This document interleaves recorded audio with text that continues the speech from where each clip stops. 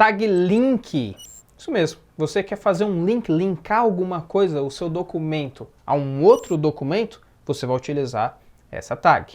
Como você está vendo aí na tela, a tag link ela só abre, então você não tem conteúdo dentro dela. Você não precisa fechar essa tag.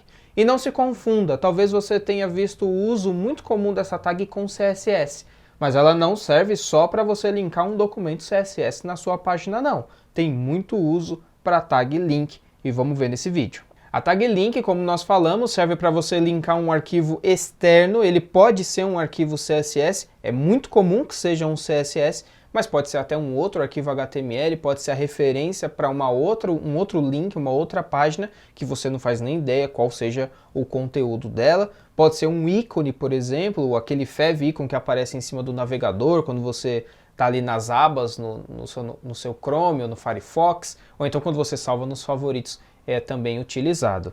Os atributos globais, todos eles são herdados na tag link, então você pode utilizar ele ali. E ela tem sim vários atributos específicos para ela. São eles: Cross Origin, que define como o elemento ele vai lidar com solicitações cruzadas, ou seja, domínios diferentes, sites diferentes. Então você vai utilizar essa configuração. Como valores, você tem tanto a propriedade, aí, o valor anonymous, e você também tem o use credentials, tá? Para você especificar que é preciso de uma autenticação.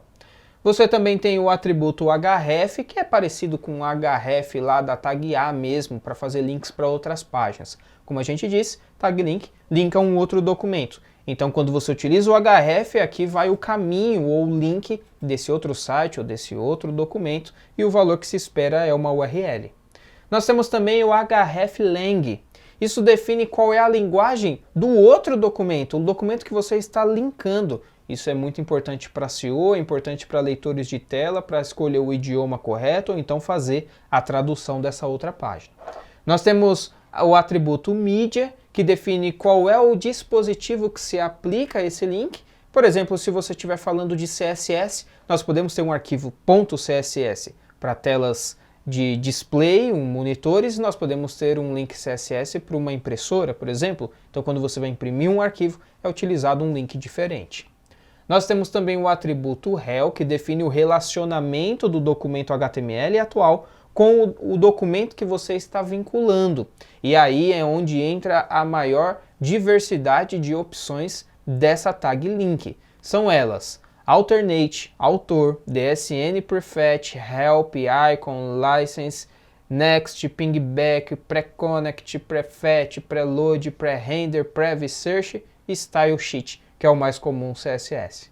Nós temos também sizes, ou tamanhos, e isso vai se aplicar apenas quando você estiver associando um documento que seja um ícone, uma imagem da sua aplicação, da sua página. E aí você vai colocar simplesmente a altura e um X largura, para poder fazer a separação dos dois valores. Por fim, nós temos o atributo type, que define o tipo do arquivo.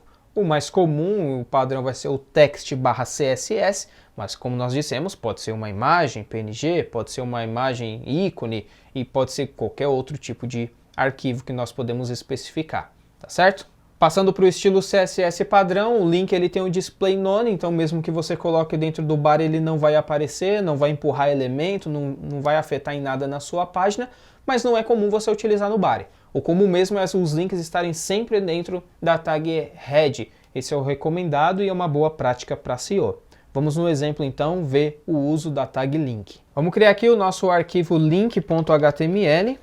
Vamos gerar a estrutura padrão aqui do HTML5 e já vou colocar aqui um título tag link.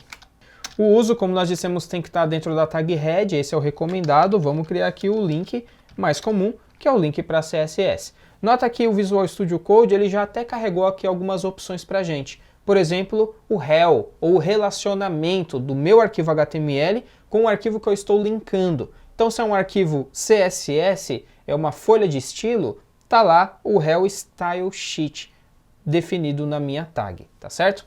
Aqui eu tenho o meu arquivo CSS, vamos criar esse arquivo, que ele ainda não existe, e simplesmente aqui eu vou escrever em CSS mesmo, por exemplo, mudando a cor do body, colocando aqui um background color aqua, por exemplo. Vamos atualizar lá no Chrome e ver como é que fica. Tá lá o link já funcionando, carregando aí um estilo CSS para a nossa página. A gente viu que tem o atributo type também. No caso de um arquivo CSS, o type dele vai ser text/CSS. Visualmente isso também não vai afetar em nada no uso, mas você está especificando ali, ajudando o navegador nesse sentido e também os leitores de tela. Vamos ver o uso de outras tags links. Por exemplo, nós temos aqui o link favicon. E aqui a gente pode apontar um ícone para a nossa página. Até agora, veja que o type também já foi carregado, image/x-icon por padrão. Por exemplo, até agora está aparecendo só esse globinho aqui, ó, que é o padrão do Google Chrome. Digamos que eu queira que apareça esse ícone do site da Hcode, ó, tá vendo? Aqui em cima. Vamos pegar o link desse favicon, que vai estar aqui, ó. Vou abrir ele. Vou copiar essa URL, poderia salvar numa pasta local e carregar ele local também, mas vamos puxar via internet mesmo. E vou colocar o caminho do ícone aqui, ó. Vou atualizar a minha página e tá lá. Já apareceu o link pra gente. Se você salvar isso aqui, por exemplo, criar um atalho no navegador, ó, vim aqui criar um atalho, veja que o ícone também ele aparece e quando a gente cria o atalho em algum lugar, lá, por exemplo, na área de trabalho, o ícone já é associado também para esse atalho. Por isso que é importante a tag link nesse caso aqui, tá certo? Vou apagar, vou deixar só o link aqui mesmo. Vamos ver mais um uso da tag link. Então vamos criar aqui a tag link e vamos colocar o rel alternate. No caso do alternate, serve para a gente fornecer uma versão alternativa da nossa página. Então a nossa página é um documento HTML. Digamos que esse documento HTML tem uma lista de fotos, seja uma galeria de fotos. Eu posso criar uma versão alternativa, por exemplo, de um arquivo JSON, onde tenham os mesmos dados, os mesmos caminhos de fotos, os títulos das fotos e assim por diante, o nome da galeria, mas agora eles estão organizados no formato JSON. Então, está só em texto. Isso vai servir para alguns softwares que querem fornecer ou consumir a sua página de uma forma diferente. Então aqui a gente colocaria o rel alternate, a gente pode definir o type, então se é um arquivo JSON, que é a versão alternativa, a gente vai colocar o tipo de arquivo JSON, application/JSON. A gente pode colocar também um título e falar que é a versão em JSON da página, por exemplo. E a gente precisa falar qual é o caminho do meu arquivo JSON. Então, um href. E aí imagina que aqui eu teria um link.json. Vamos pensar numa galeria de fotos. Talvez eu tivesse aqui um L com um LI e dentro desse LI eu tenho uma imagem qualquer aqui, ó, image JPG, tá? E o nome dessa imagem é foto. Isso significa que o meu arquivo link.json eu teria aqui um array, porque a minha lista eu posso ter mais de um LI, né? Eu poderia ter vários LIs aqui, fazer uma lista. E aqui dentro eu teria a minha imagem. Então, por exemplo, aqui, o primeiro objeto de imagem, o src dela, que vai ser o image.jpg. Eu tenho o texto alternativo, que eu posso chamar de alt, como está lá, ou então eu posso chamar de title e falar que é foto, ou um título qualquer. No caso a gente deixou dois LIs, vamos imaginar que a gente teria dois links aqui, tá certo? Dessa forma eu tenho a versão alternativa do mesmo conteúdo em HTML, por exemplo em JSON. Esse conteúdo poderia ser em XML, poderia ser em qualquer outro tipo alternativo, RSS também é muito utilizado nessa tag alternate, tá certo? Visualmente falando, isso não vai afetar nada na sua página, mas dependendo do software que está carregando o seu site, do mecanismo de pesquisa, esse link vai ser utilizado. Vamos para mais um exemplo da tag link, no caso o link com o rel autor. E talvez você esteja se perguntando, mas a gente já não tem a meta tag autor? E aí coloca lá o nome do autor que desenvolveu a página, o link vai servir para isso também? Quase isso. O metadado autor mostra o nome do autor da página. O link autor leva para o site, para o perfil desse autor em alguma outra página do seu site ou até mesmo na internet. Até porque aqui você não vai conseguir colocar o nome do autor propriamente dito, mas você vai colocar um href que vai levar para a página dele. Por exemplo, eu quero falar que o autor desse documento é o site www.hcode.com.br. Talvez lá dentro eu tivesse um perfil do autor, colocaria /profile e o nome desse autor e levaria para a página dele. É para isso que vai servir o link autor. Próximo link que a gente vai ter é o link com o réu DNS Prefetch. O DNS Prefetch ele vai ajudar na aceleração da navegação da sua página. Então digamos que você vai precisar, dentro desse documento, acessar um outro site, vai ter um link, e é bem provável que o usuário vai clicar esse link ou vai trazer a imagem de um outro site.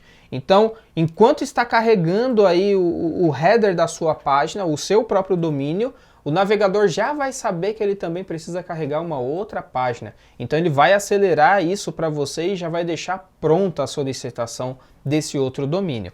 No href, você define qual que é o domínio. Então a gente pode também colocar aqui, por exemplo, o site da Hcode. Até porque a gente sabe que o ícone está vindo de lá. Então a gente vai acabar utilizando mesmo esse domínio aí da Hcode. Quando a gente acessa aqui, embora lógico que um acesso só de poucos recursos da nossa página, a gente quase que nem percebe o uso, né, dessa solicitação. E aqui no navegador ele acaba nem mostrando para a gente, ó, que ele está tentando carregar de fato aí um outro domínio. Mas ele já otimizou, já preparou a solicitação para a gente e acaba acelerando a navegação da nossa página. Próxima tag link que a gente vai ter vai ser o link com o réu help. E aqui nada mais é do que uma página de ajuda mesmo. Então digamos que essa página vai fazer algumas coisas e você precisa fornecer uma documentação, uma ajuda, instrução. É aqui que vai entrar o help. Alguns softwares, alguns navegadores podem utilizar esse link para ajudar o usuário a falar que essa página fornece uma ajuda, um link de referência ali, e é dessa forma que você vai apontar. Vamos para o próximo exemplo de link então. Vamos criar então um link agora com o réu license, ou licença. Bem parecido com a ajuda, aqui você vai ter um link para uma página onde tem a licença do conteúdo dessa página aqui. Então se você tem alguma coisa protegida por direitos ou você quer falar que o conteúdo é open source e assim por diante, o link da licença tem que estar apontado dentro dessa tag link réu license, tá? Vamos para o próximo uso da tag link, next. O next ele simplesmente vai ajudar o navegador a falar qual é o próximo link de navegação. Imagine que, por exemplo, que você tem uma página com resultados de paginação e você está na página 1.